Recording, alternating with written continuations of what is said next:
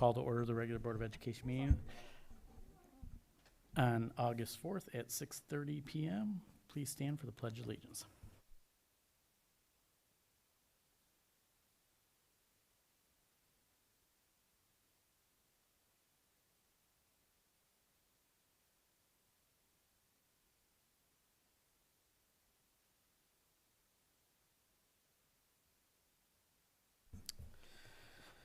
This is our first public comment. A member of the public may address the board briefly for up to 3 minutes or request to be scheduled on the agenda for a future meeting. Please note that all students will be given priority to speak on this topic. The first public participation portion of the meeting will be limited to 1/2 hour, 30 minutes normally, and limited to agenda items.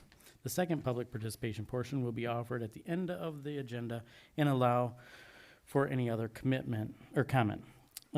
Individuals addressing the board should take into consideration the rules of common courtesy. The public participation portion of the meeting cannot be used to make personal attacks against board members, district employees, and students, and we do not have any of them right now. Response to previous public comment, none. Revisions and approval of the agenda. Can I have a recommended motion to approve the agenda as printed? So moved, Stebbin. Support, McVeigh. All in favor? Aye. Opposed, hearing none, motion carries 7-0. Superintendent updates. Good evening. I know it's been a very busy day in Saline. So before we start, if you happen to be listening, you have until 8 p.m. to visit your local polling location. Plenty of time to slip out and maybe come back and listen to the rest of the meeting. So as a reminder, we have our CARES Recreation Millage Renewal and the Sinking Fund Millage Renewal on the ballot. And I thought, it's not silly to say you have an hour and a half left. So please do that if you have not done that. And thank you for being a good citizen.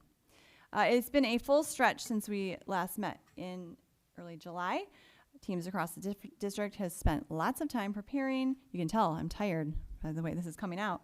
Building, collaborating, and problem solving. Some of the work has been highly visible or will be as we begin to launch the school year, but some is very much quiet and technical. So I want to talk about a little bit of that. I appreciate all of the work being done on student schedules, responding to changes that do happen. We were just actually talking a little bit about that up here, and just all of the work that our teams do to make sure students have schedules that meet their needs. Very much appreciate our teams doing that. We appreciate our partnerships and all of our folks across the district working, again, technical and quiet in buildings, making sure our learning spaces are ready.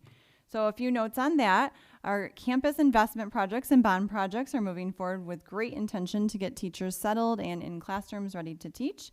We're closely monitoring the work at Heritage. We're really excited about the work, but we know that sometimes these projects, you have to have that time during the summer to make it happen. So we're going to make sure those teachers get in there and they get all set up. And I also learned Innovation Alley teachers, probably next week, it sounds like, we'll be able to get situated in there, and we are all ready to go for fall sports, the athletic complex. We are also extremely excited to share that we have a tentative plan to finalize the purchase of the Hines Drive Early Childhood Center in early September. We are very excited. We actually get to see some, I think, paint and flooring this week. Make some really difficult decisions with some of our teachers and staff members. We also even have a very early draft of what a floor plan might look like. I want to give a shout out to community education. So many just conversations in the different spaces I get to be in. I'm privileged to be in. I've heard a lot about some of our summer programs recently. Even a new staff member mentioned the amazing programming over at Pleasant Ridge. I know we flip-flop between the schools every summer, and so all of our elementary students are over there, and just how our students are thriving in these non-school weeks, non-official school weeks. So really good work from the community education team putting that together. The bridge programs, I think those are some of the best things that we have going on in the community each summer. Tonight, you are going to see a fabulous presentation from Saline High School Dean Jen Bernard and Woodland Meadows Principal Laura Washington on the attendance work, some of the deep work on interventions and planning we have been doing for a long time, but some of the more recent work on the creation of attendance handbook that could be a resource to families. That work was led by Mrs. Bernard and supported by Mrs. Washington, mentoring her through the process. They together spoke methodically to different stakeholders, teachers, support staff, the incredible people who work in our front offices and serve there, and took a critical lens at our current practices to help build something that could bring clarity to families, even more clarity to families. So I'm incredibly grateful to both of them for seeing this work through, and for Laura to her mentorship here as well. And thank you to all of those people, especially the ones on the threads that answered the questions that people had, sometimes my questions. So I appreciate all of that work behind the scenes. Lastly, tonight, just a couple hours ago, all of our Saline Area Schools administrators returned from 2 very full days of planning, analysis, deep thinking, collaboration on how we can serve our students best at the highest levels. We engaged in setting goals and looking at the year ahead that's focused on students. Our principals and directors came ready to work, ready to challenge each other, and ready to align what matters most around what our families and our students need in the year ahead. And a significant part of our time was spent preparing to welcome back our teachers. It's still August. I'm getting there. Our administrators understand the tone of the entire school year can be set in those first few days, and we are being very intentional about getting it right and welcoming our teams back with joy. When our staff walk through those doors later this month, and I emphasis on later this month, we hope that they'll be just as energized as we have been the last couple of days, and I have my utmost confidence in this leadership team to do that. So again, lastly, we have deep appreciation for the people who make this happen every day in classrooms and throughout the district. But it is still summer, so we will see you soon. That is my update for tonight. General committee and board updates.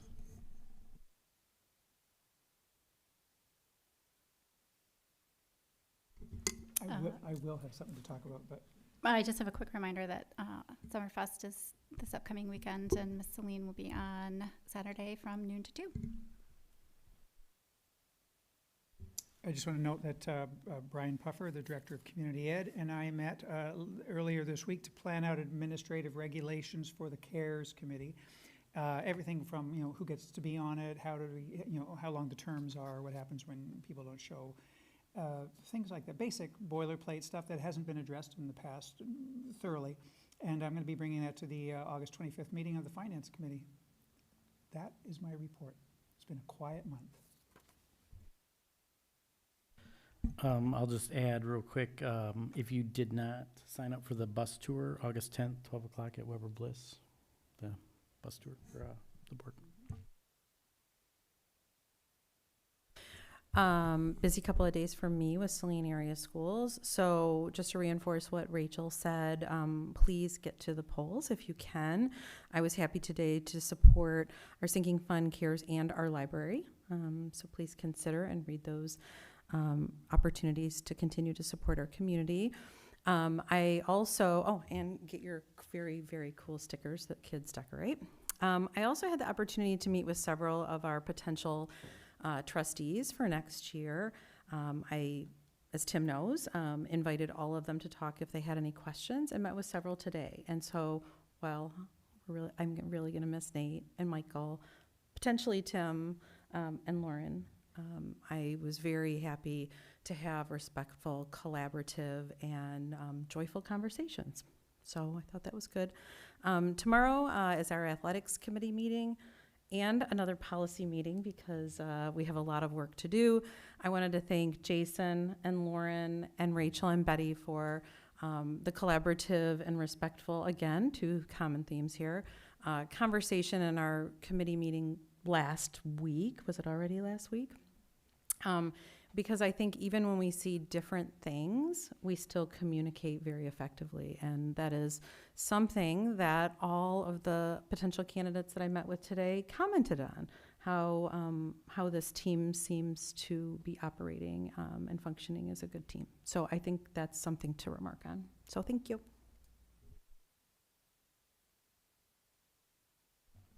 Nothing else? Okay.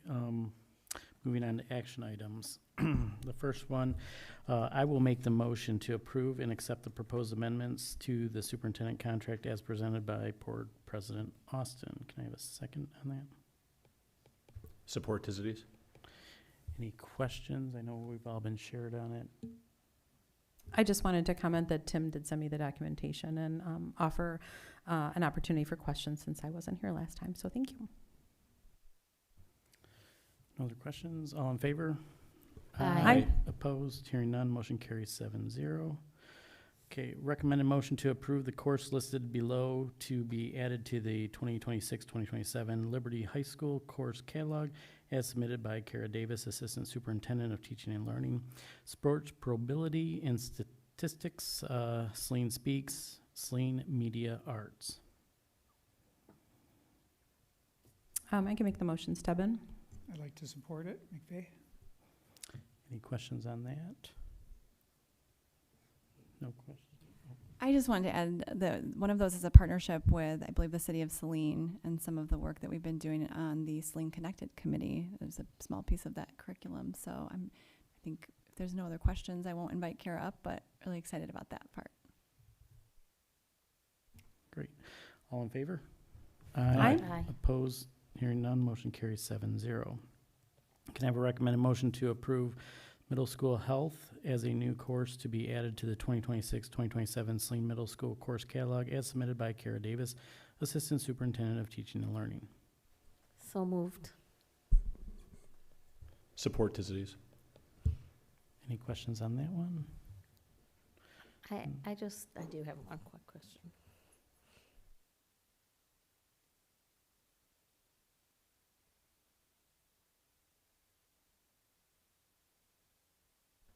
You know, I had to ask a question about health. Yes.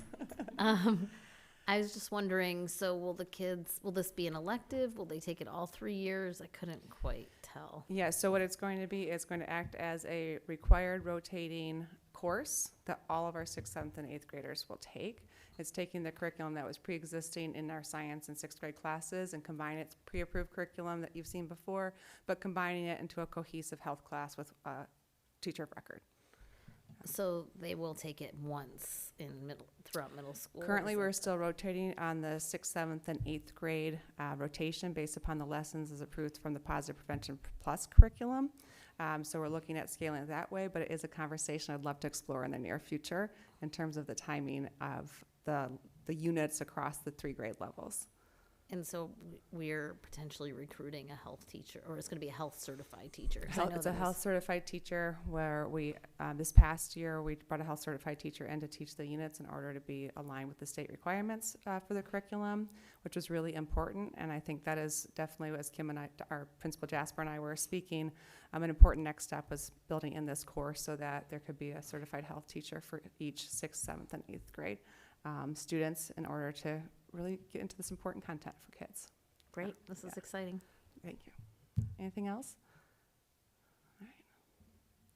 No, thank you. Thanks. All in favor? Aye. Opposed? Hearing none, motion carries 7-0. And then now our presentation, Attendance Matters. Facilitators Jen Bernard and Laura Washington.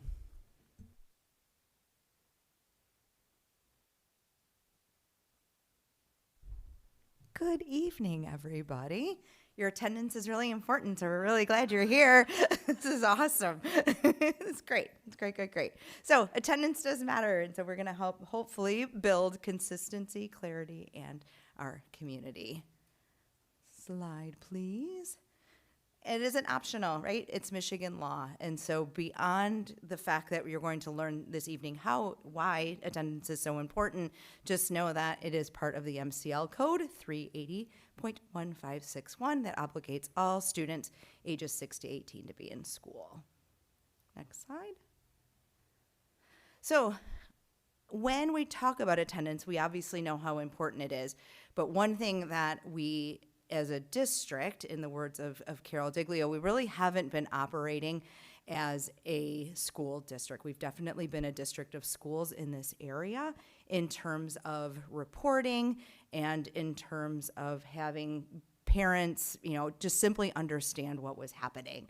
So when you take a look at different handbooks, just in general, it was really important to us that when a family starts, for example, as a young 5 or a kindergarten student, they understand the process right from the very beginning all the way to when they get to 12th grade, because that is going to be really important, because the message that we send early on is going to infiltrate how attendance is looked at within the district. So right now we were looking at buildings having different codes, different ways of communicating that attendance, and also different processes and how that was reported. So every day is really important, and so we understand that being in school is extremely important. And so if you take a look at this slide, 10 days or fewer missed per year keeps students on track. So we understand that students are going to be absent, right? Students get sick. We understand that. There could be a college visit. However, when you start taking a look at students who are chronically absent, that is what makes us pause, and we really want to make certain that we're able to support those students and the families. In 6th grade is when attendance patterns become signaling future risk, so that by 9th grade we understand that attendance does actually predict graduation rate better than grade scores or better than test scores do. So when you really think about what the impact of being in school every day means, we really want to make certain that we are supporting our students and our families, and why it is so important. So the stakes are real, and so the rule has to be as well. And so again, we understand that students are going to be absent. However, we had some inconsistent policies that when we took a look at a student's story, it wasn't necessarily telling the right story. So our athletic codes, our club codes and activities, student transcripts may be off and not telling the whole story there. And then also just when a student potentially qualifies for an IEP or taking a look at 504s, how that attendance also affects the documentation there. So it's really important that we get clarity on the why, and then again, how we can support our students in coming to school.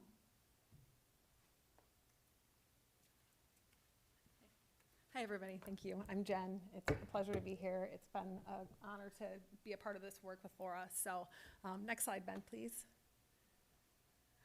So when we talk about offering families clarity, this speaks to our families, it speaks to our students, it speaks to our teachers, and anybody that travels from building to building as a staff member, our office staff, as they may travel over the course of working for Saline Schools. So we worked really hard as a team to finalize the codes.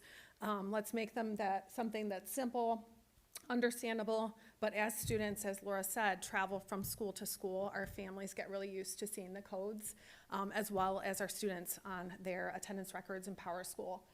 One of the takeaways that we really worked hard to do is simplifying them, obviously.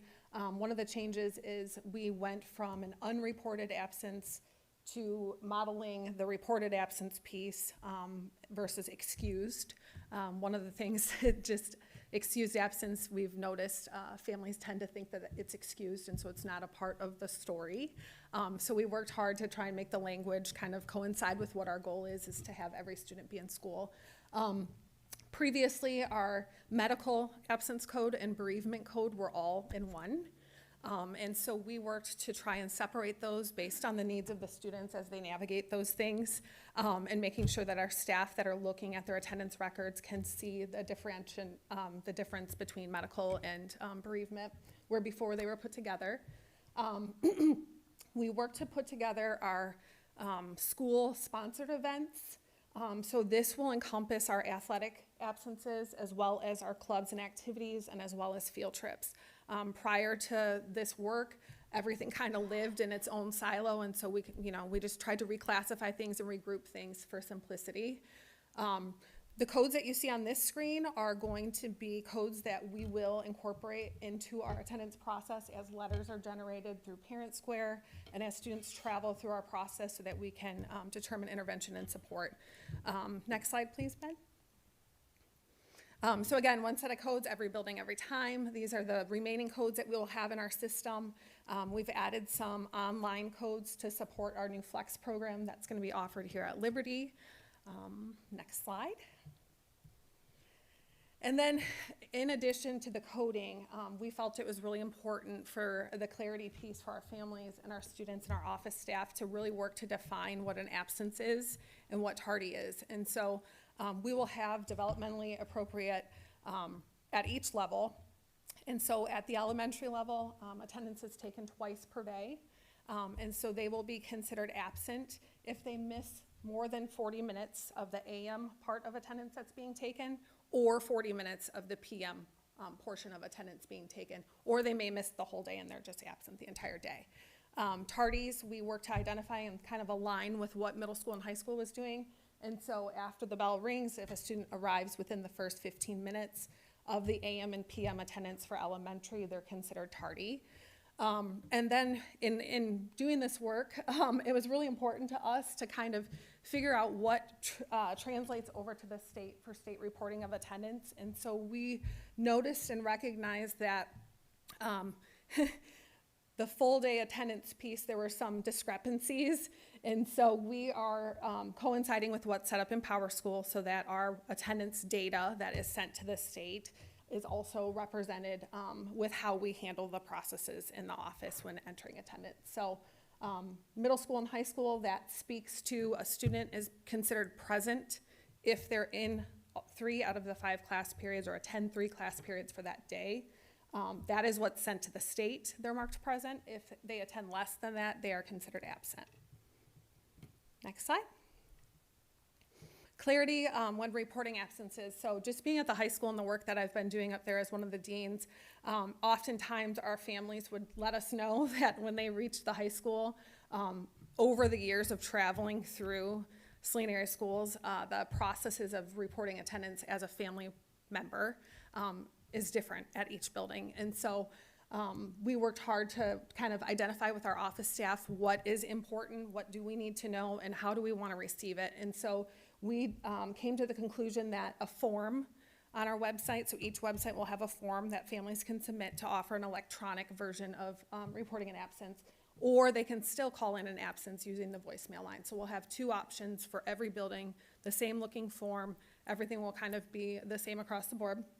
72 hours. We're going to ask that our families have a 72-hour window to report absences or to correct an absent that they may not have remembered to report. So we'll give them a 72-hour window after the day of the absence. And then we wanted to respect the time of our office staff. Sometimes, depending on the day, it's really hard to manually enter this data. It is all manually entered into Power School, so we want to give them a little grace and allow them a 24 to 48 hour window to get those records updated in Power School for our families. So one communication system for every family. So we are now going to be able to confidently say we are all on the same platform, which is really exciting. At the high school, middle school levels, we've been using Parent Square to send out notifications and daily tardy and unreported absence reports. We can now say that all of our other buildings will have access to the same way of getting that message out to our families. Same math, we're transitioning over to an equivalent day absence model. So every building will track and monitor absences for the student based on the equivalent day calculation versus a per period, per trimester, all of those things. Same cadence, and so we worked really hard with our technology department to work to create like an auto feed, SFTP file feed of the data to automatically generate the letters to send to families and students. In the past, it has been a very time-consuming thing to do, and I can speak to that at the high school level, but looking at the staff and the way that we're staffed at the elementaries and middle school even, that was something that I know our office staff was really hoping for, and we're gonna make that happen. Same access, so Parent Square offers our families access to whatever preferred language they may want or need, and so they're going to receive the same letters from building to building and be able to have them be translated into the preferred language that they have in their settings. They will also have same access to Care Solace that we partner with, our health services department from a nursing standpoint and medical needs, and then also our counseling departments.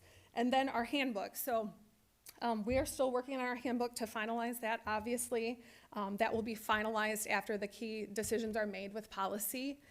But it will be a one-size-fits-all handbook, and it will be on our websites. It will be shared with families versus each building, again, having kind of their own thing going so that over time, our families can transition through our schools and be familiar with the language that we're using in our process.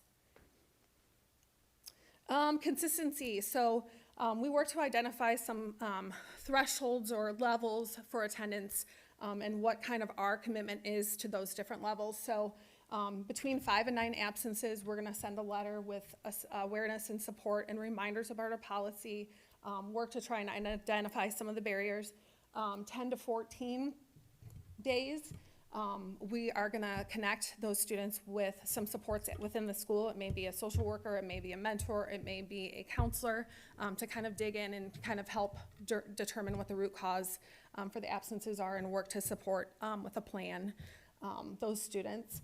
And then 15 to 19, we have a partnership with the Washington Intermediate School District for their attendance and a chronic absenteeism support. So we'll work with the family and partner with them there.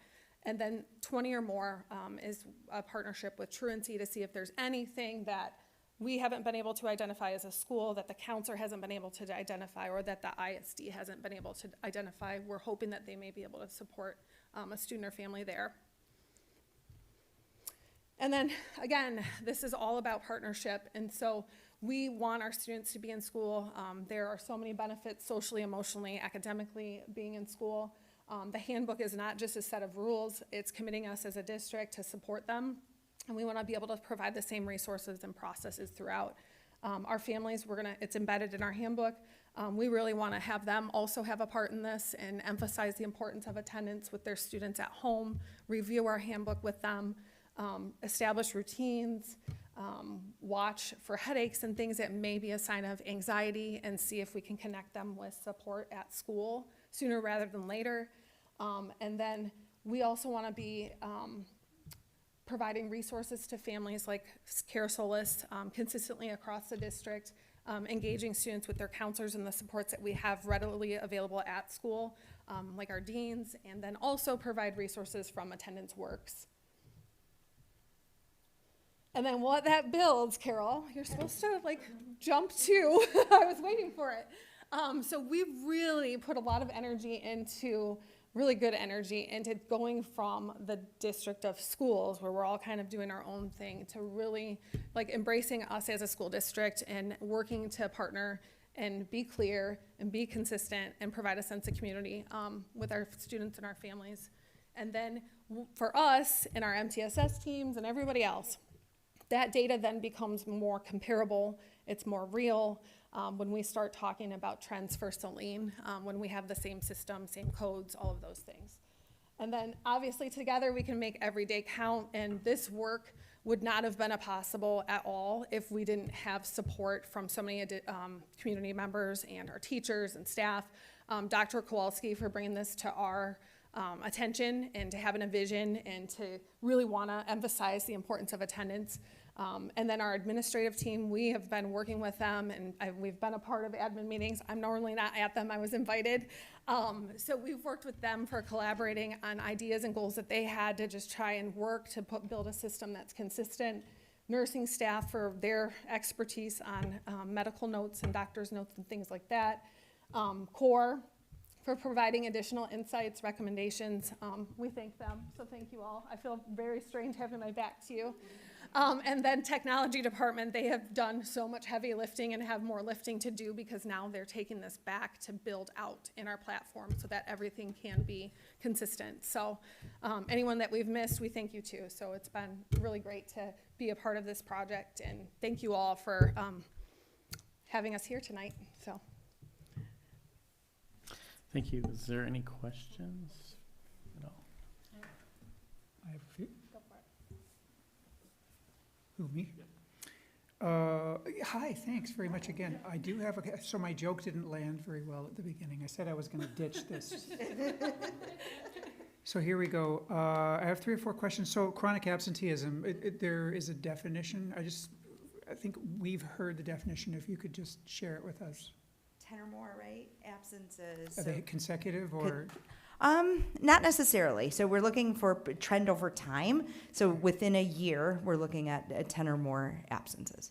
So the 20 plus, by the time it gets to the 20 plus and we're up to the truant officer, it's been on everyone's radar and you've addressed it. Correct, and that's why the steps before that, we hit that 20 are so important. So when we get to 10, we're already starting to get, people in place in order to see what more of a story we can find out. All right, super. And the second to last question. So when a teacher, and I'm not sure how the process works, maybe this is too in the weeds. So teacher has power school open, it's the afternoon, and in order to mark tardies, does an entry have to be made for every student present, or is there a click one button and all are noted as present, or? So, you were, at some point within the last 5 years, able to auto-fill down student attendance records. So at least for the high school, I think it's something that we can kind of, okay, good. I was gonna say we can dig into it a little bit more, but at least for the high school, the teachers have an option of entering present, tardy, or unreported. So 3 options. In our work, we noticed that buildings had other codes that they also had access to. But yes, they need to go person by person, enter something, and then submit attendance. Our goal is to have it entered within the first 15 minutes of class. So that way the families are notified if it's unexcused or unreported. And then we do that at the high school every class period. And then for elementaries, it would be twice a day. So this may be more of an elementary issue, but sometimes there's a scuffle on the playground and it has to be resolved in the principal's office. It doesn't always get resolved within 15 minutes. Do you just call the teacher and say, hey, something's, don't mark this student absent or tardy? Yes. Yeah, so we have a code. One of the codes that we built in is it's office excused, and so that is a present code. So that means that when a student's not with their certified teacher or teacher of record, they're still within the building, they're present. They may be with their counselor, they may be with the nurse, for instances like that, or they may be with a principal or an admin working through a issue or a situation, so. And I was going to, thank you very much, that's very helpful. And I was going to ask about the codes, and you said different attendance codes were in use, and I was looking for examples, but I think you gave some, the fact that medical and bereavement were sometimes, that's one clear example. Are there others that are real so obvious? medical and bereavement was one of them, where it was one code, and so we are now separating those out. We added vacation as a code. It wasn't something that we had before. So we had numerous illness, vacation, personal, anything that didn't fit in our menu of absence codes before was all tied to a reported absence. And so now we're trying to dig into that and narrow the focus down a little bit more so that we built out vacation, just so we know and teachers will see a code that shows a vacation versus just an excused absence or a reported absence. And then one of the other ones was the athletic code. So we had an athletic code that we used for athletics. We didn't have anything built out for our clubs and activities. And so we worked to kind of consolidate those things, and we identified them as school-sponsored event. So teachers and staff and students and families will see the SSE, school-sponsored event, and we deem that as a present code too, because they're doing a school-sponsored event. Thank you. Yep. Any other questions, anybody? I've got some. Okay. And referencing medical and bereavement again, you had a slide on clarity and reporting absences, and that there was a hard deadline of 72 hours. I can foresee a situation where medical or bereavement might broach that. Is there any accommodations you would make for those situations if someone did not get a chance to report? Okay. Yeah, absolutely. Yep, absolutely. And then as far as, it's been my experience that there's a great system in place for reporting if a student is ineligible to participate in athletics. And I have not seen that same consistency with extracurriculars or curricular clubs. Has that will that be addressed with this sort of format? Can I take that? Yeah, Go ahead. Absolutely. That's a great question. And for some of the reasons that we just did decide to bring that under the SSE code is that that work has to happen and data should inform some of that work. So we had to get that in place first, and we're going to carry that through with our club advisors and create awareness about next steps there. Okay, so the same sort of reporting will happen that if they're The in same school, out school suspended, they're not eligible, and if they're absent from class. So that same reporting mechanism will happen. It will mimic athletics. Fantastic.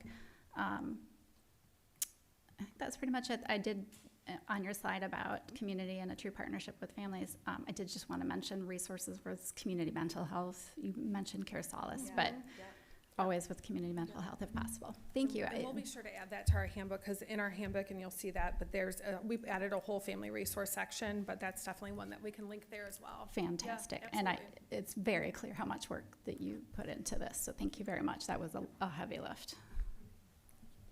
Any other questions? Okay, go ahead. Good to see you both in person. Happy summer. The first one, I have to smile when I ask Jen this, maybe. So on the illness medical note, and thank you for noting that ahead of time, I was wondering if you can tell us what would happen procedurally for families. So a lot of times they might go to the doctor the second day or maybe that first day, but what if that child is out for several days because it is a significant illness and there's one note, you can note that in some fashion. Is that true? Okay. Perfect. Yeah, I mean, in the past, it kind of like the 3-day marker is kind of what we've used as a guide at the high school.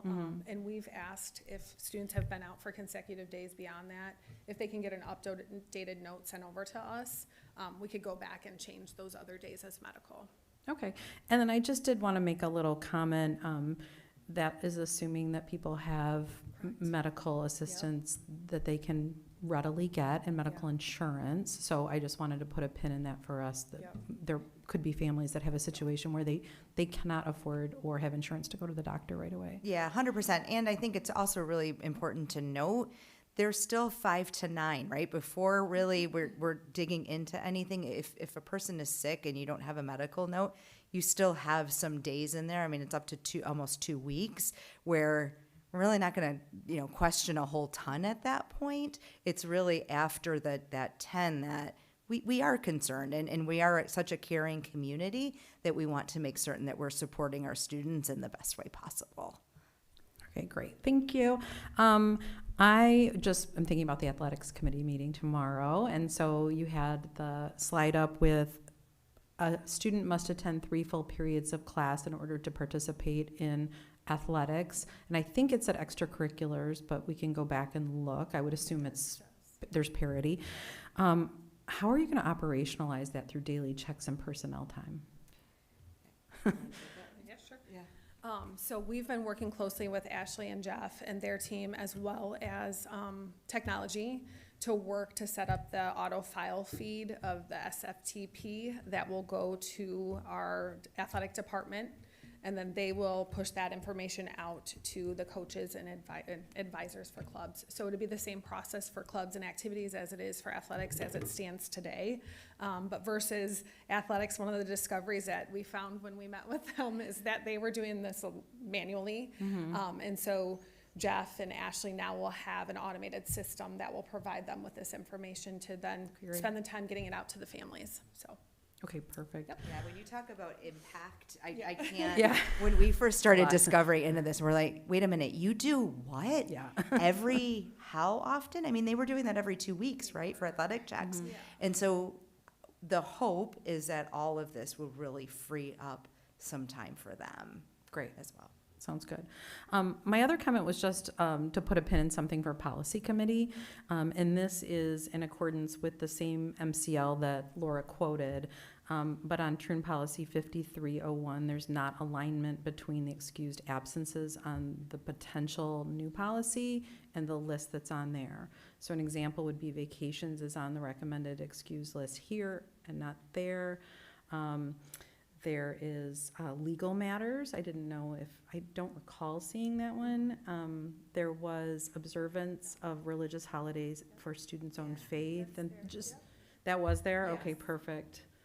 There was weather, which, I mean, if we're closed. Those behind the scenes and Hill. The snow days and things like that, Yeah, I just want to make sure that there's alignment between what we saw and what we move forward. Vice President Seven, we'll meet in policy tomorrow, and as noted, I saved the final look at that policy until after this presentation, so I'm excited to look at that tomorrow with you all. Right. Thanks for all the time. Happy summer. Thank you. Anything else? I just want to say thanks again for all the time. And I wrote down clarity and consistency, and then you mentioned that numerous times, and then the end. And I think that's great for our families, but also good for our staff. Yeah, absolutely. So, thank you. Definitely, thank you. Thank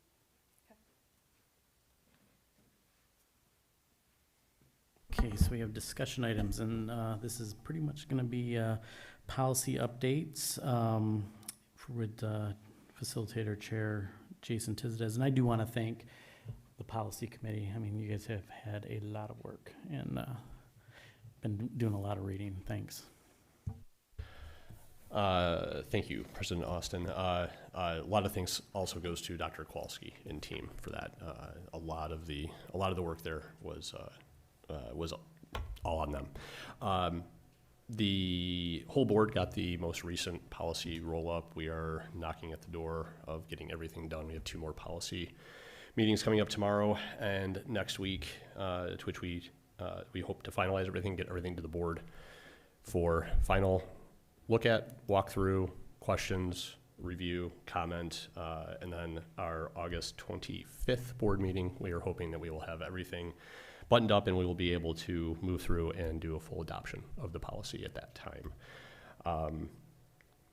Based on that, we do have a policy that we want to discuss tonight, and we wanted to give enough opportunity to board members and community to review the potential language and what the policy will mean for the district. Last year, Michigan passed MCL 380.1303A, which is a wireless communication device guideline law for school districts and how wireless communication devices will be handled within the buildings. All districts have to deal with this right now this year, and all districts are adopting policy around it.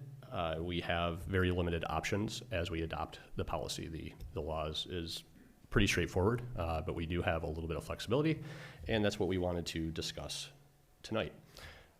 Since there are 2 versions or 2 possibilities, President Austin, how would you like me to proceed? So all the board members have had an opportunity to look at the policy, and so I think basically we can just open it up to questions first and have a discussion, and then with our intent to move to a motion after that. So I guess I'll start. You had mentioned, there are 2 options in the Troon policy. And I'd heard that there was talk about a 3rd option. So I want you to speak out that first, I guess. So the 2 options that are laid out in boilerplate are basically that wireless communication device would be secured between bell to bell the entire instructional day, not to be out. So it'd have to be secured in a locker or another safe area. The other alternative in the policy is to allow the phones to still be secured during instructional time, however, be allowed out during passing time and lunchtime. As we discussed it as a policy committee, we believe that there might be a possibility for a 3rd option, which would be to tone down the passing time, but still allow it during lunch period so that there's still an opportunity for students to use their phones responsibly during lunch, but we don't have to deal with any potential conflicts or settling down, getting ready for class, or having 5 to 10 minutes of time where they can't concentrate after coming off of a device use as they're walking into the classroom. So even though there's two options laid out in the boilerplate, we believe that there is possibly a 3rd option that's kind of right in between there.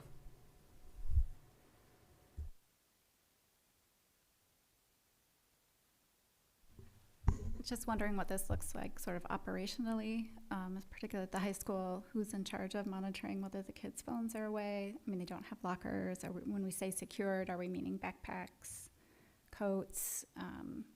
And I assume transgressions would be addressed in like an AG or something, but just practically speaking, how is this going to work? Practically speaking, it will depend on the approach you take. I would agree there are sort of three options. I think Trim didn't copy and paste the other option to say passing or passing and lunch. The one option is it's just like no phones at all, and so we'd really have to address like keeping them at home. The second option does open you up to the option where you could have them either during lunch, passing, or both. And so to your question, the idea would be they would have to be stored away for all other times. The backpacks are the tool we would ask for. In terms of, yes, once this would be voted on, we would immediately launch into AG or, implementation work. We do have a draft of what that looks like, however. In terms of making sure that phones aren't part of the instructional time, that would be the classroom teachers. In terms of making sure it wouldn't be during passing time, that would be the assigned folks who have already assignments in hallways, Okay. which can be teachers depending on the percentage of time from the contract that they're assigned already, and or our deans, support staff, and our administrators. I think I circled. I think that was all probably of it. the most, yeah. Have we checked in with them on how they feel about, We've been discussing this for do they have months, thoughts and we on don't. whether or not? Do the staff who are enforcing it have any thoughts on a preference? I'm going to ask Chair Tizides to address that question. I think that would be most, so he could wrap up sort of the work we did there. Yeah, so I had an opportunity to attend a workshop meeting with stakeholders across the district. Overwhelmingly, the staff and the folks that would have to operationalize it, like you said, were in favor of the restrictions, certainly, and they don't see any potential issue enforcing it. We already have a version of this at the middle school, which has been successfully implemented and utilized for a couple of years now. Principal Jasper gave some input on that, and it's been successful at that level. Then Megan DeGrand gave some input from the high school level as she's moving in there. Safety and security was discussed as well with the phones. So I was actually very surprised that it was fairly consistent across all staff that they were in agreement on it. Mr. Tizides, could you clarify what you just said? You said the staff was in favor of restrictions. Do you mean restrictions on classroom use, restrictions on hall passing, restrictions on lunch? Which restrictions are you referring to? The staff was fairly aligned on the full extent of restrictions, though they did understand that we would probably want to look at the ability for students to be able to use their phones throughout the day, not during instruction time. That was fairly consistent across everyone, and I was surprised as to the alignment on going as far as the hardest restriction that the law provides. So I think that there's a very good balance that we can find there to where we can present the restrictions in a way that students can still use their phones. Staff is not carrying a lot of weight with trying to do the enforcement, and we can get the staff to be aligned with a consistency in how we would enforce that. And for reference, that would be option 2 was more of where those folks landed. But as you alluded to, if you look at the option 1, there's the opportunity to extend it to lunch and passing time. We felt like there was some discussion around that wouldn't make it completely, that we went against staff or the recommendations that opening up to lunch and or passing time would still be within that. Of course, because it's not legal now during instructional time to use phones, so.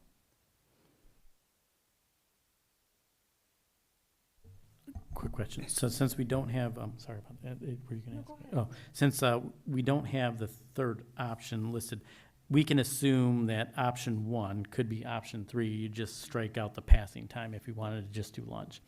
And so therefore, the section where students are personally and solely responsible to secure their wireless communication devices, that would be consistent. That's correct. Okay, that's great. Good to know.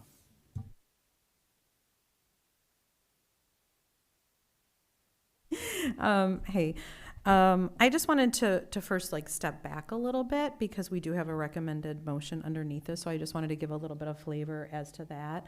So typically with a policy, we would have 2 readings, but because this is a new state law that needs to be fulfilled very soon, that's one of the reasons why it was brought forward in this way. So I believe our group talked about how this is a little bit different than a traditional policy and that we're responding to law.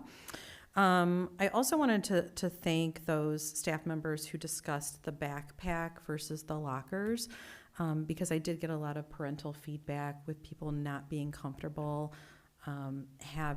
parents and guardians not being comfortable with students having it potentially off of their person in case of an emergency. So the backpack was much more amenable. So I appreciate that. I also appreciate the response to put this on the agenda today, to give the staff time to plan.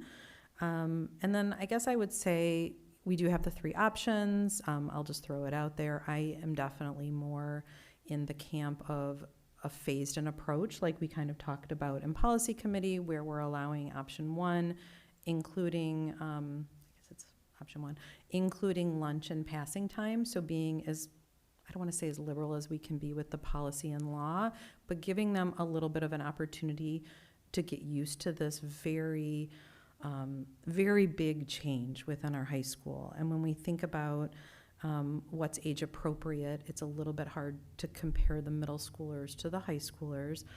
And I would also ask us to think about how much change potentially we're having with the attendance policy and with staffing changes at the high school on top of that. And I guess I'm also thinking about how I went to vote today and how I know several students who voted for the first time today, which was super exciting. And if we're trusting them to vote in the United States, I think we can try to trust them with a little bit of lunchtime and passing time. That's my personal opinion. Thanks.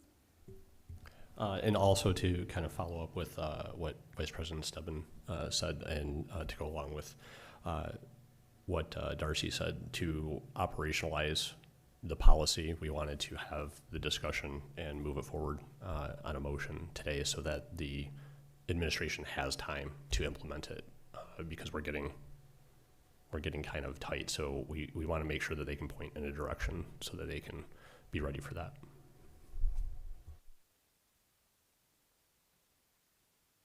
Thank you. So let's assume option 1 is put forward and we allow wireless devices during lunch and passing time.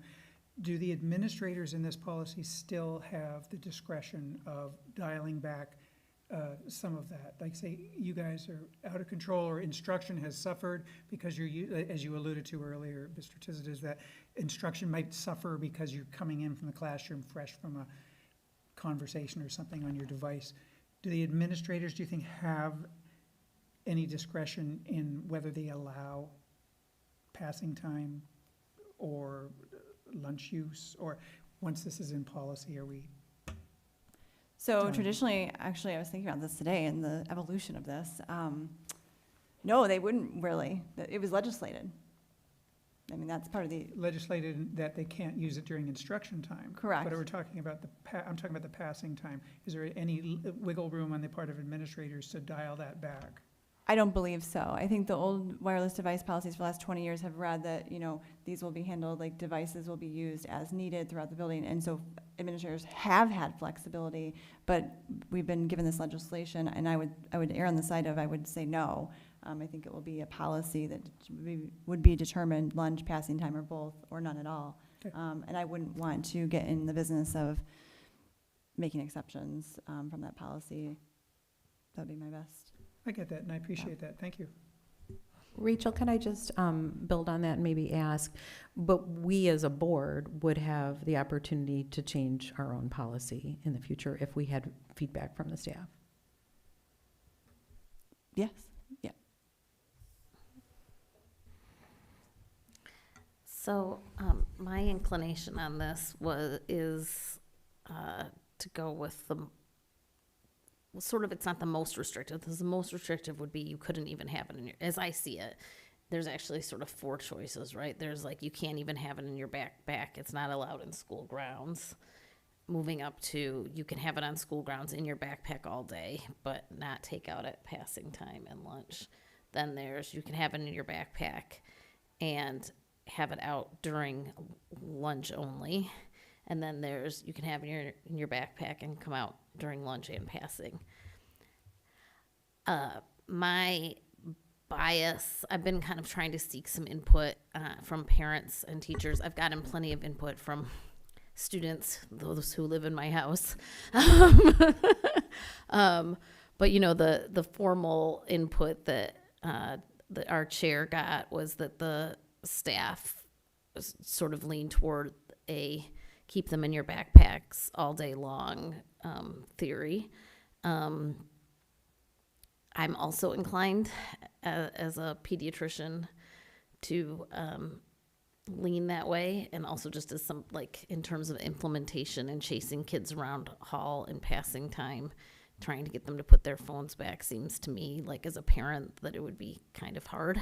And yes, some of them are seniors and 18, but some of them are like, you know, barely out of adolescence, like early adolescence. So it's a wide range. And I'm actually thinking more about those younger kids and the freedom that we're able, potentially, the 9th graders that come in, to give them, to have freedom from their phones at lunch rather than freedom to use their phone. It's kind of a different, you know, way of thinking about it. And to get that break where you're just in being a kid in school during your day, to me, though it's hard on the seniors, when I think about the freshmen coming in with the ability to kind of not have that, they didn't have it in middle school, they're more used to it. I tend to lean toward that. I very strongly think the very most we should consider is having it at lunch, and I am a little bit on the fence about that based on Trustee Stebbins' theory of kind of like working things in. And also, you know, even some of the teacher parents I've reached out to felt like, sort of agreed with that point, that, you know, giving some kids a little bit of time to check in electronically at lunch was a fair compromise. So, but I think having it during passing seems like to me, not as an educator, would be both operationally difficult and just kind of difficult for the kids. Like, you can think you're only going to be on it for the 1 to 2 minutes where you're walking, but it seems like they're all going to be running into each other in there. So it just doesn't seem like a great idea to have your phone during passing to me. I think this is a really good example of what Vice President Stebbin discussed earlier in the meeting about everybody having kind of a different view on things and being able to discuss it very, very easily with, you know, what we think makes the most sense. I look at it from a perspective, there's not a hill I'm going to die on this particular one. I think I'm open to the discussion, and I think all the points that have been made are all valid points. I look at, I kind of take the safety argument away from it. Kids with cell phones during critical incidents actually slow down response times. So I kind of remove that in my head, just from my experience, to kind of take that away. I think it would be good for kids to be able to have their phones at some point during the day. I know I've communicated with my daughter who's in middle school, which probably shouldn't have, but, you know, she's communicated with me during the day. Sometimes that's necessary. I do want to also lift up a couple things just in case folks are listening or watching at home that are very important. This ban does not have anything to do with 504 plans, IEPs, medically necessary devices, things like that. This is strictly smartphone wireless communication device use. So looking at it from that perspective, I would kind of lean toward a phased-in approach where we start the first year with a little bit more liberal of a policy, and we phase in a restrictive policy. I think I would lean a little bit more toward just allowing it during lunchtime instead of passing time. for the same reasons that I kind of mentioned earlier about adapting to the classroom environment for the first 5 or 10 minutes, making sure that we do reduce tardies.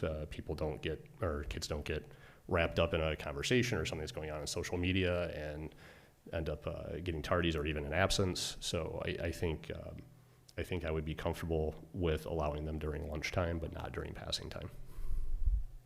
And just for clarification, the liberal approach is to have it at lunch. Is that what you're suggesting? But the most liberal approach would be to have it at lunch and passing time. Okay. But I would kind of fall right in the middle there, because I think Vice President Stebbin makes a good point about the students being able to do a check-in with their parents. So I think lunchtime is a good compromise, good middle ground on that. But I'm also open to the rest of the board's discussion. And oh, go ahead. I didn't want to step on your toes. And without stepping on anyone's toes, so the fourth policy about having it stored at home is there's an equity issue as well. If students are on buses for long periods of time and don't have access to the phone, they're missing out on opportunities for doing homework and so forth. So I'm glad that one is off the table at this point. Thanks. I guess that I'm fairly firm on letting them have their devices during lunch, because, you know, for working parents whose schedule change, I need to be able to get in touch with my kid. I also don't know that you're going to be able to distinguish between someone doing homework on a laptop or checking their phone for social media, if that's something that they're doing at lunch. And I also see that as a pretty hard thing to monitor. And it's a different generation than when we were growing up. And these kids live on their phones, and giving them a small break might be a tension reliever, might be a family issue to communicate a schedule change or an athletic change or an update. I see a variety of valid reasons for them to be able to get to their device for a half an hour during the day. And, you know, for the introverts in the world who aren't going to sit down at a lunch table and chat with someone and make a new friend, that can be a source of comfort for them. My question was, where I was up in the air really was passing time. And it does sound like it would be easier for staff and those who are operationalizing this to say at first no, and maybe we go from there and see how it is. So I'm amenable to that one either way, but I'm pretty firm on, I would vote for letting them have it during lunch. And to be clear, there'd be additional conversations should you all decide to include lunch in passing, for sure, because the operationalizing this is difficult during passing, but we would do that if we needed to do that after tonight. But we have had lots of discussions of what that would look like. We have contractual obligations to our teachers and other staff, and so we would continue those conversations, but we are fairly confident with operationalizing it during lunch. I did want to mention one other thing. I've had a number of conversations with staff and some staff leadership regarding kind of what this looks like. And to be fair, some of those conversations did kind of revolve around, you know, do we have a widespread problem now, and would significant restrictions actually create a problem where there might not be one? So to be fair, even though it's not my direct thoughts on the matter, I think it is important to bring that up, that I have had several conversations and that has been brought up. But again, I really don't think that there's a whole lot of ambiguity with any of the staff about restricting it pretty significantly. So that being said, just one concern is creating an issue where there might not be one. So I just want to bring that up too. I just want to build up something that you said, Jason, because I talked to a couple staff today, and one of them, high school, and one of them actually had a really good point, and it goes to what happens after we decide and then vote. But some studies have suggested that you do see a little blip of escalation of change of behavior and discipline, right? As you might expect, whether it's, you know, passing time, lunch, et cetera. And so the staff member brought up, if we, let's say the staff member needs to take the phone, right? What do they do with the phone? So if it sits in their possession or on their desk and someone grabs it, are they liable for the phone? Are they supposed to take it to the office? When do they take it to the office? Because if they only have one passing or planning time when they can do that, and they were planning to use the restroom, that example was brought up, when do they do it? So that's another reason, like, I really appreciate us talking about this tonight versus the end of the month, because I think there's work to do whichever way we go. It'd be the guidance of MASB. In my training last week, no members of our SCA staff will be taking phones, so those will be taken by the student down to the office. So our staff won't be removing Thank you very phones. much. Anyone else? I know I'm kind of in the camp of lunchtime, allowing it during lunchtime. That's where I'm at right now, so. Can I ask Nate? You haven't Yeah. had a chance to say anything. I think in theory, this is just a fantastic approach because I've just learned the term screenager. I mean, that's just what we deal with these days, but it's just their way of life. And I'm sitting here thinking, is the staff going to go without their phones during instruction time? Could I personally go more than 2 hours without looking at my phone? The amount of access and information we're getting off our phones, it's not always just a complete waste of time. I do know they use their phones significantly for their schoolwork. Jason, you mentioned that. And I also don't remotely buy into the argument of the safety, that I need to be able to get a hold of my child. So I completely agree with Jason on that. But what I just wonder is, you made a good point, Jason, are we creating a bigger problem going down this road? And I also completely agree with Jen, like these kids there's a massive difference between a freshman and a senior. I mean, the information that my son is a senior is getting just from coaches and athletics and opportunities with schools. There's so much to think about. So it's hard for me to just say there's no black. This is such a gray area. So I appreciate the discussion on it all. Let's just recall, though, that they do have their computers for email, which is the way people will get information in the workplace, most of, their career. And then, like public health interventions are hard. When tobacco got taken away, like that was hard, but it was the right thing to do when we started changing the culture. And I'm not talking about this being kid things, but when we start changing the culture around alcohol and driving, that is hard. Like, it all seems very strange in the moment, but then if you look forward 10, 15 years, we could be really making a measurable difference in the physical and mental and emotional health of our children. So I just, we do have actionable data that suggests that the amount of time kids spend on screens is not good for their health. And so that's where this is coming from. I mean, it's gray, and I realize that it's not, completely straightforward. Certainly not everything about phones is bad, and I'm sure we could all use, like Nate says, but public health changes, which is really, to some extent, are never easy in the moment. But when you look back in 10, 15, 20 years, it is my sincere belief still that my grandchildren will operate in a less social medialized world than my kids do. So I don't know if this is a step toward that, then I think we'd be doing the right thing. It's one person's opinion, but Social polls also are trending that way as well. Most recently, Pew Research pointed out 75% of parents are absolutely in favor of this move that we're considering this evening. So, and I think parents can't do it on their own. So even though I know that this will be hard for parents, I'd ask parents to join with the schools and really being team partners with our teachers and other educators, administrators who are going to have to, enforce this, in the name of their kids' mental and physical health and well-being. And I had a point I wanted to make. There's some people who might be out there deciding when their child is developmentally ready for a phone.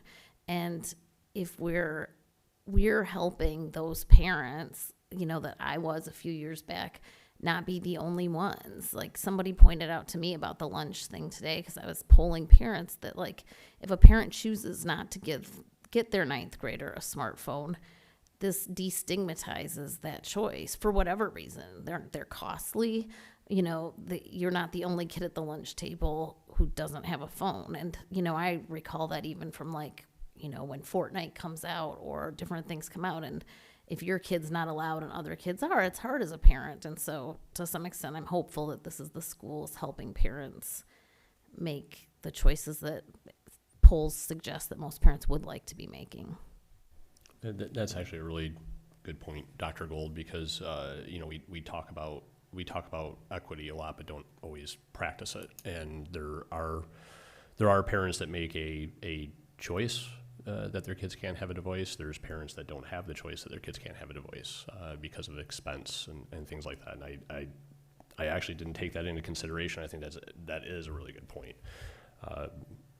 You know, I think it'd be great for parents to continue to delay the adoption of those devices. So I think that is important to take into consideration. Could I also offer, we have an incredibly talented team behind the scenes, raising some pieces that if you did decide to allow phones at lunch, I think we're primarily speaking about the high school level, so our multiple programs that have high school students, you may want to also define that that's for 9-12 in the policy. So thank you for the talented team behind the scenes bringing that up. Okay, I appreciate all the conversation here at the table. Some really good information. Thanks, Lauren, for your insight, and Jennifer and Jason and everybody else down there. But if we're kind of wrapping this up, is there anybody that wants to make a motion to approve policy 5209, student use of wireless communication devices as discussed and agreed upon at the Board of Education? So this would have to require what option we would be making the motion for. Or the kind of create your own. Yeah, I think we would have to, depending on what we move forward on, we may have to create a new So option. it could be, so like I kind of made a note here. So if we were to choose option 1 and then cross out and passing time, that would be then, you know, option 1 excluding lunch. Before And we add the 9 for through 12 9 through- yeah. disclaimer 9 as through well, 12. if you wanted to. Yeah, 9 through 12. Thanks, Rachel. Could we maybe just, because I think I know where we're going, but I don't know, could we kind of just take a little pulse check to figure out if we potentially want to insert one of the options and how we're going to label those options? Do you want to Okay, yeah, I'll say start. option 1 equals or something like that? Yeah, so, how about option 1? Well, how long do we want to do this? I would say we can kind of probably do a pulse, starting at one side of the table and going around, and just say, are you in favor of option 1 excluding lunch and passing time, or? I'm happy to make a motion, and then we can do a friendly amendment if you want. Yep, why don't we do that? Sounds like we're voting. Yeah, that's what I was going. So I would make a motion that we adopt 5209, student use of wireless communication devices, with option 1, including language that excludes the lunch period for 9th through 12th grade. Excludes lunch or excludes passing? I'm so sorry. That includes. No, it has to be framed in the negative? In the negative, okay. So then excluding passing time and excluding lunch for anyone under eighth and under for lunchtime, right? Because we only want to allow lunchtime for 9th through 12th. That's why I was trying to frame it in the positive.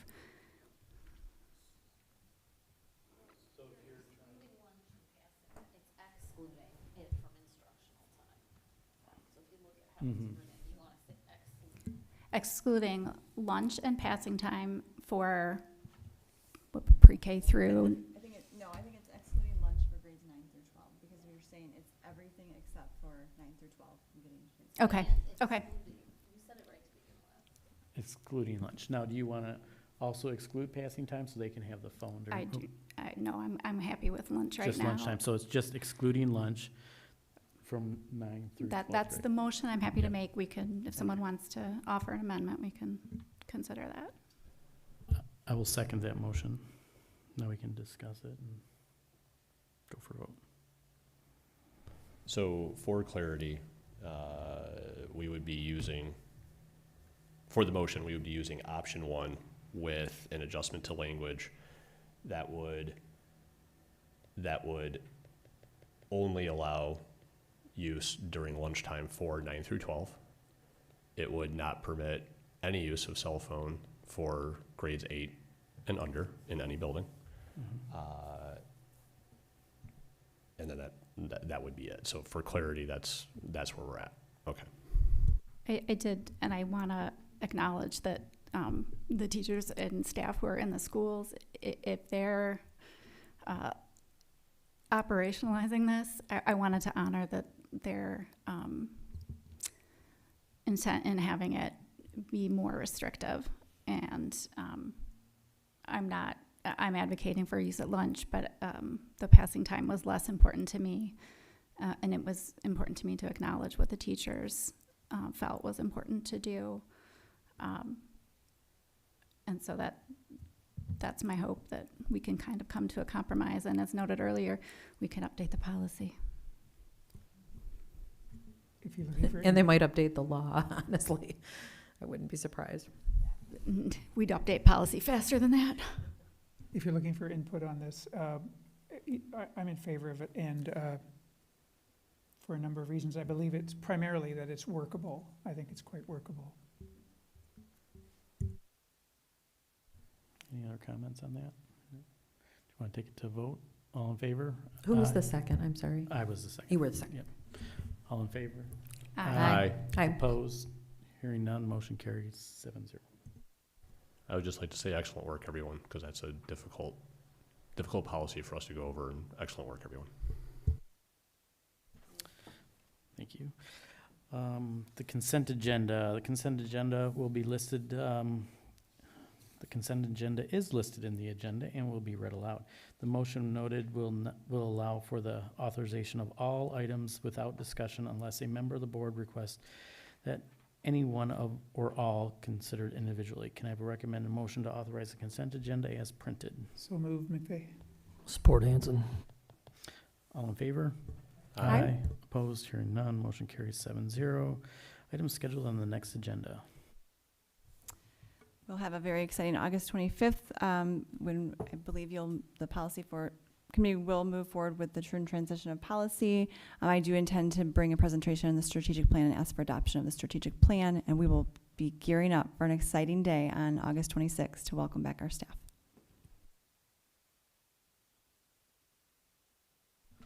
A member of the public may address the board briefly for up to 3 minutes or request to be scheduled on the agenda for a future meeting, and we have none. The next Board of Education meeting will be held August 25th, 2026 at 6:30 p.m. at the Liberty School Boardroom. And we will be entering into closed session. Can I have a recommended motion to enter closed session for the purpose of considering materials exempt from public discussion and disclosure pursuant to Section 8H of the Michigan Open Meetings Act, with the intent to reconvene in open session at approximately 8:30? Who's, Oh, 8 and p.m. who's going to be with us? Okay. Under the Michigan Open Meetings Act, a 2/3 roll call vote of all members is required to enter closed session under Section 8A. And as Rachel mentioned, Carol will be in, and Rachel. Can I have a motion? Don't we have to do the motion first and then we vote? Okay. Yep. I'll move. Support Tizities. Jennifer Tizity. All in favor? Aye. Aye. Oh, roll call. Okay. Trustee Hanson. Aye. Treasurer McVeigh. Aye. Secretary Berwick. Aye. President Austin. Aye. Vice President Stebbin. Aye. Trustee Gold. Aye. And Trustee Tizities. Aye. Aye. Thank you, and we will enter closed session in a couple minutes. Thanks.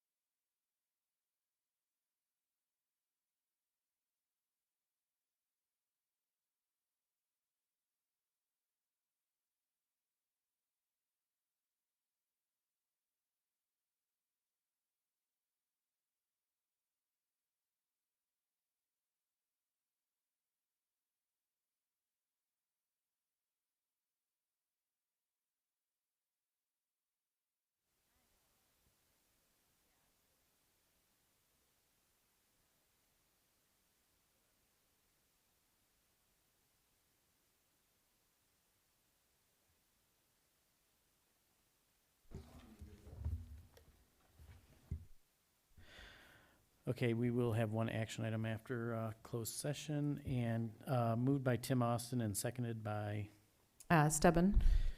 that the Board of Education approves a separation agreement and release with employee Jennifer Denzen. All in favor, signify aye. Aye. Aye. Opposed? Hearing none, motion carries 7-0. Recommended motion to adjourn the regular Board of Education meeting of August 4th, 2026 at 8:11 p.m. Motion Tizities. Second, Berwick. All in favor? Aye. Aye. Opposed? Hearing none, motion carries 7-0. Thank you, everyone.